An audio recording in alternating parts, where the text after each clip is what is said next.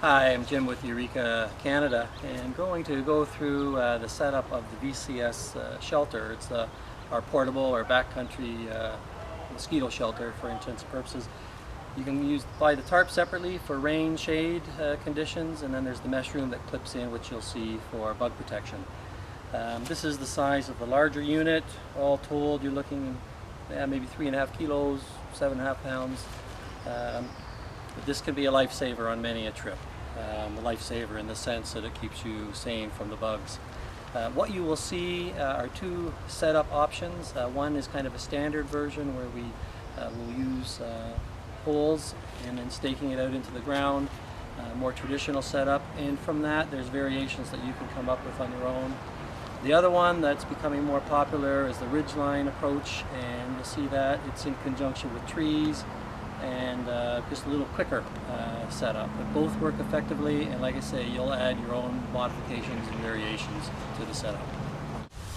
So we're going to do the setup, what I'll call the standard VCS setup, and I'm going to start with doing with the tarp. And in the standard setup, it's using some kind of poles, whether it's the poles that you can buy, which you'll see later in the video, or just finding some deadfall to use in place of poles. What you're going to do, find a site that works for you. Here we're fortunate enough, we're in some treed areas, so I do have trees lined up that I can tie off to, but this can also be done just in an open field. A couple little things that I've done. This is my well-used unit. I have pre-attached different tie-off or guy lines to the different points, and you'll see that during the setup, and it just makes your setup easier when you get to the site. Just have them pre-tied and leave them there when you pack it up. Now I'm just going to simply stretch it out in the desired area where I plan to pitch the tarp, and we'll go step by step through that. So I've got the tarp set, just kind of laid down more or less in the area that it will cover, and the two trees at either end. In this case we would be able to tie off to those, but assuming they weren't there, then it would just be using poles only. So I've got it laid out. As I mentioned, I already have guy lines attached to the two ends.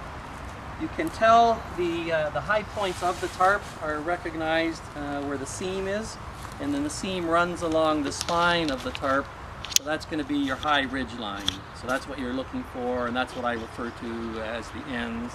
The other ones without the seam line are going to be the side points, and they'll be at a lower angle. So tarp's in place. In this setup I'm going to use the optional poles, but again we'll show you later in the video how you can also use deadfall. The key on the VCS 16, the pole or the deadfall branches that you'd use need to be 8 foot more or less in height, and on the slightly smaller VCS 13 they need to be 7 foot in height. So these are nesting poles, nesting aluminum poles. The weight's not too bad, and they actually will pack in with the rest of the gear. So build the pole as such. At this point, what I do, and each person might have their own little way of doing it, feed it through the grommet, stand it up at this point, and just to get an idea where how far out you need to do your guy line stake, and then because it's the first pole, I just drop it back down.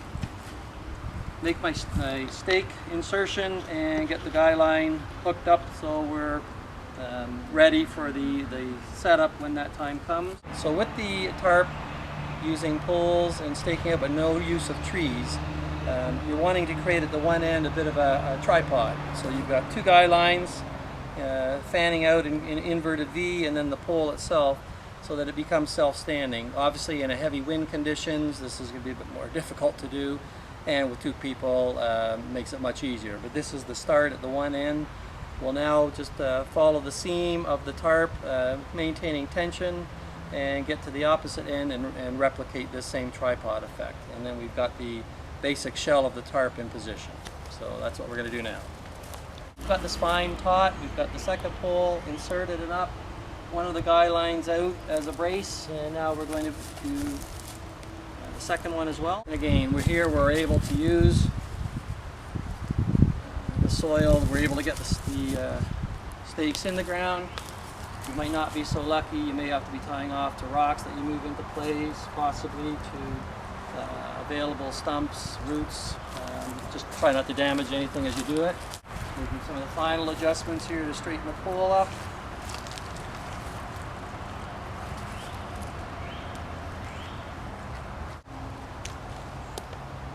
Okay, so the tarp is up at the both ends. Now it's just a simple process, stretching it out both sides and tying off. So the VCS tarps can be used just for those purposes, for rain protection, sun protection, without the mesh room if bugs are not a concern. So they do have multiple use purpose, as many tarps will. So you've got your two ends attached, you've got your two sides configured. You also have two lash or tie-off points along each spanning side of the tarp.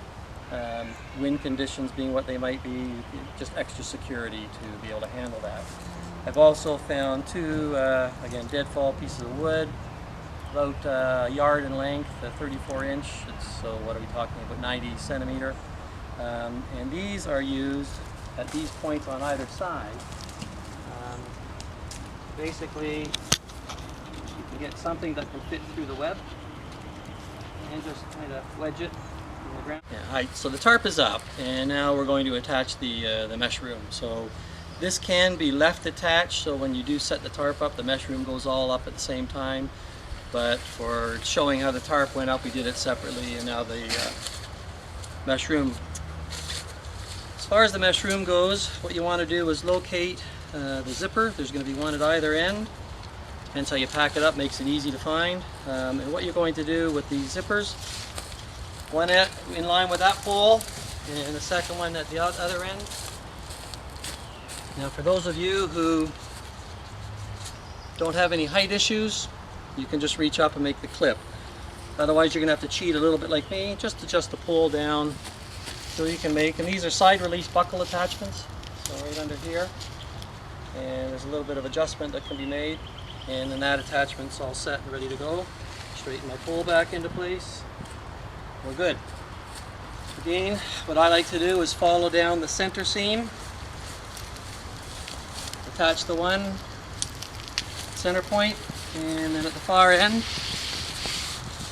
same arrangement, just letting the pole flex down a little bit so I can access the clip, like so, straighten back up in place. Now there's remaining clips along each side, so one at the midpoint.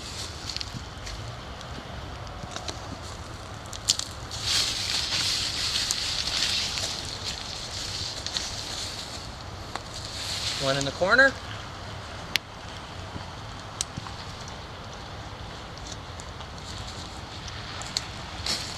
Midpoint again. And then the same on the other side. So I've attached the mesh room at all the different clip locations, one at each peak, one at the center point, one at each side wing, and then one at the midpoint. So there's 9 locations in total, made those. Now you can stake out the base.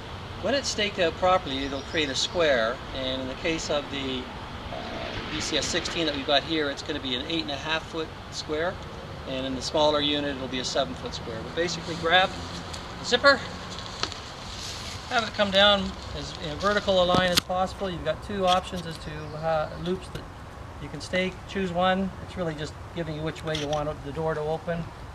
Make that attachment. I go to the far end.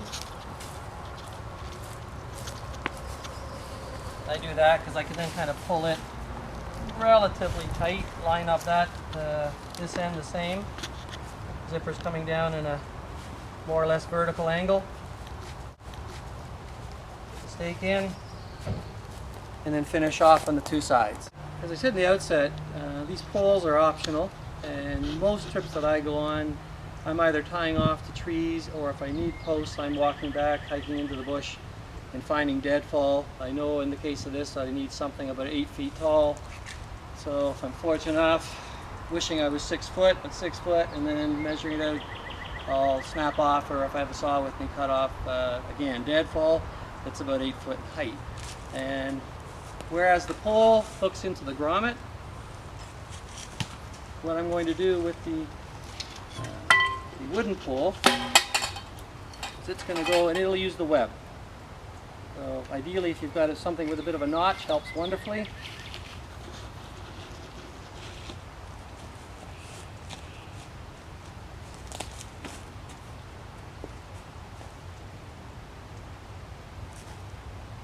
it can just be used in this format. So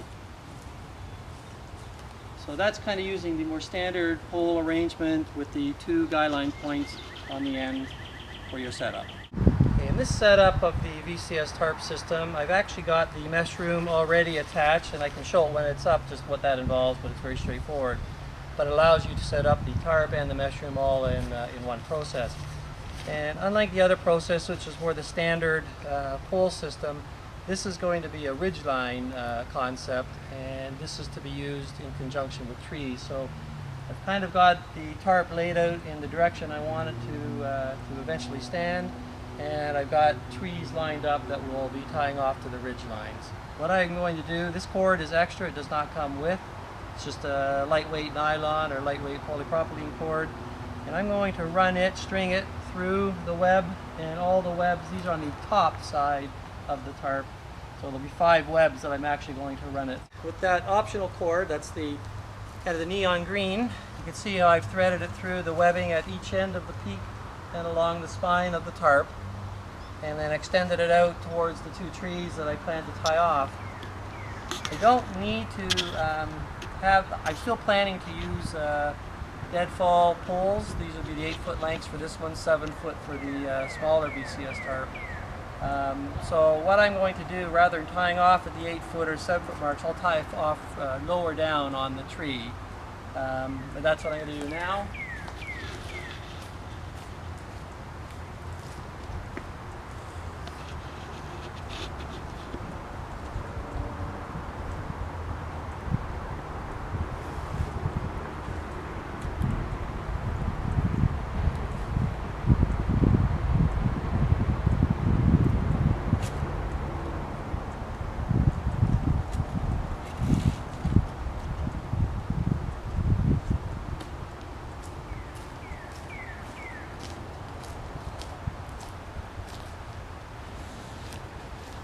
With one end, I won't be making any further adjustments, and I'll use this end as my adjustment end.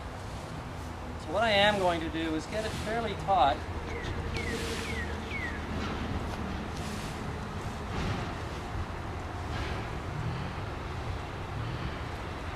And then I've still got some room to fool around with. Plus, if I need to, I will come back to this point here and loosen things off a little bit. But what I will do, what this allows you to do, one, it works with trees. You can have this ridge line already pre-rigged if you want, saving some steps. But now I can kind of position the tarp system on the site between the 2 trees, that makes the most sense. Here, I don't have to worry too much about it because it's a nice flat area. But some places you're going to have a specific spot, so you just slide it along. Once you've got that spot located, the way I like to do it is grab my pole. Again, I'll thread it into the web here at this end. Like so.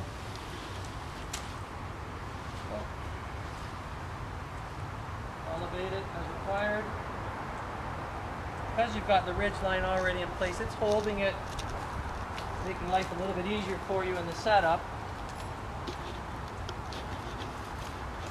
And now I have, well, there's a couple options I can do here. I can use the guy lines and stake out like so, or if I wanted, I could actually loosen it off and tie it down lower around the base of the tree. In this case, I am going to use the guy lines in the more traditional fashion.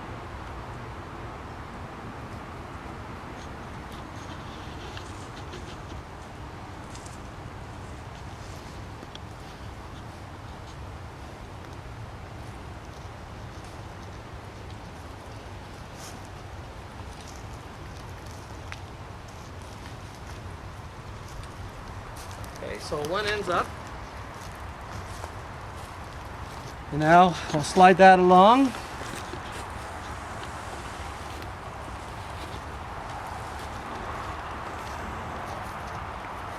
The second pull ready. Couple stakes.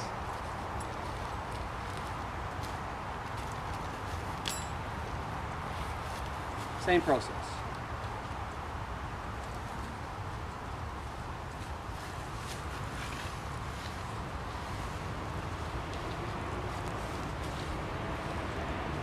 And again, because the guy line or the ridgeline rope is already on an angle, that allows it to add tension right away, making the final guy line setup a pretty simple process.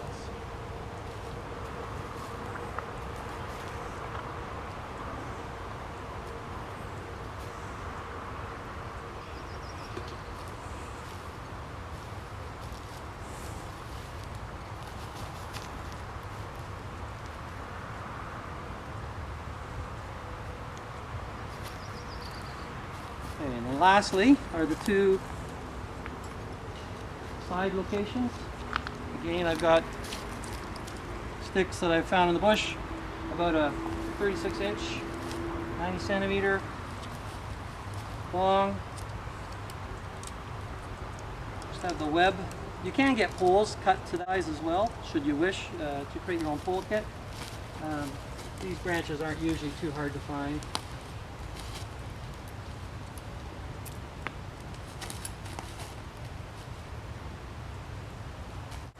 So same as in the standard pole setup, we've now used the Ridgeline for this system, but incorporated the poles.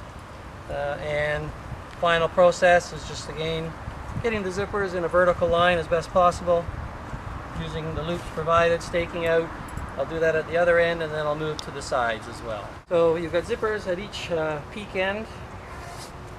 By the way, this is no-see-um mesh, so it's going to stop every biting insect. There's no-see-ums, black flies, mosquitoes, horse flies, deer flies, stable flies, you name them.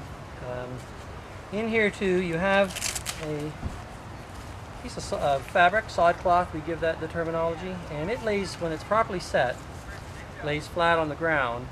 And that's for two reasons. One, it becomes a bigger barrier for crawling insects. And secondly, it allows you, if you're on sites where you can't be staking it in the corners and along the side, it allows you to position stones or rocks, logs, something to add some weight to the base of the structure. So that's what that's for. Interior-wise, you do have a hook right at the peak of the unit. You can hang a LED lantern inside. And in this model, again, it's a 8.5-foot measure, both directions. We've had as many as 8 adults in here, a husky dog in a single burner stove. We're using it with our what we call our stadium canoe seats. So the smaller version, which is the VCS 13, exact same look, it'll just have measurements of 7 foot square. So I just know from comments from numerous people that these units have become the lifesavers on many a canoe or backpacking trip when the bugs are there. Canoe or backpacking trip when the bugs are there.